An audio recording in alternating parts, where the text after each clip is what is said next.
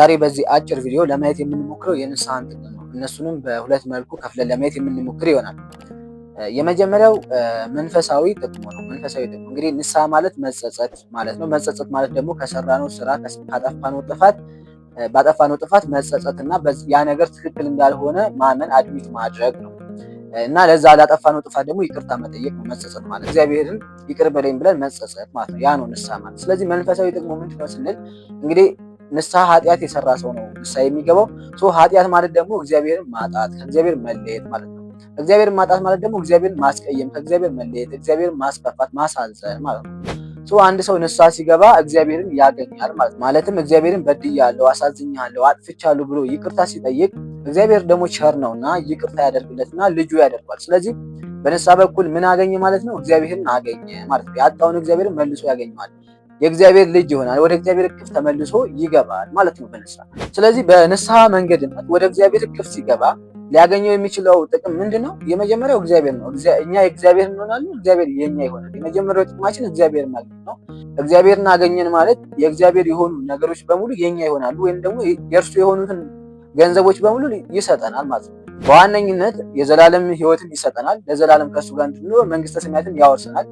ከዛ በዘለለ ግን በዚህ ምድር ላይም ስንኖር ብዙ በረከቶችን ከሱ የሆኑ ነገሮች ማንኛውንም ነገር የሚያስፈልገን እስከሆነ ድረስ ይሰጠናል ማለት ነው። የዘላለም ሕይወት ዋነኛው ነው። ከዛ በዘለለ ግን ለስጋችንም ይሁን ለማንኛውም ነገር የሚያስፈልገን ነገር እስከሆነ ድረስ የሱ የሆነውን ነገር ይሰጠናል ማለት ነው። አንድ ሰው ዛፉ የሱ ከሆነ ከዛፉ የሚፈራው ፍሬ በሙሉ የሱ እንደሚሆን ልክ እግዚአብሔርን የኛ ካደረግን ወይም ደግሞ በኃጢአት የበደልነውን እግዚአብሔርን በንስሐ መልኩ ታርቀን ከእግዚአብሔር ጋር አንድ ሆነን እግዚአብሔር የኛ ከሆነ ከሱ የሆነው በሙሉ የኛ የማይሆንበት ምንም አይነት ምክንያት አይኖርም ማለት ነው። ሁለተኛው የንስሐ ጥቅም ብለን የምናስበው ደግሞ ምንድነው?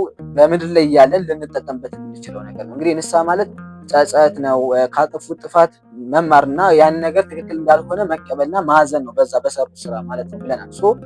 በዓለማዊ ስንመጣ ይሄ ከመንፈሳዊ ወጥተን ከክርስትናም ወጥተን ሊሆን ይችላል። ስናስበው አንድ ሰው በሰራው ስራ ሲጸጸት፣ አንድ ሰው በሰራው ስራ ልክ እንዳልሆነ ሲያምን፣ ያስቀየምናቸው ሰዎች ካሉ፣ የበደልናቸው ሰዎች የበደሉን ሰዎች ካሉ እሱን ሁሉ እርግፍ አድርገን ስለምንተን ስለሆነ ወደ እግዚአብሔር የምንቀርበው ከዛ ነገሮች በእነኛ በቂም በምናምን ከሚመጡብን የህሊና ወቀሳ፣ የተረጋጋ ህይወት አለመኖር ከነሱ ሁሉ ነው የሚገላግለን ማለት ነው። ስለዚህ ንስሐ በሰማይም በምድርም የሚጠቅመን ነው ማለት ነው።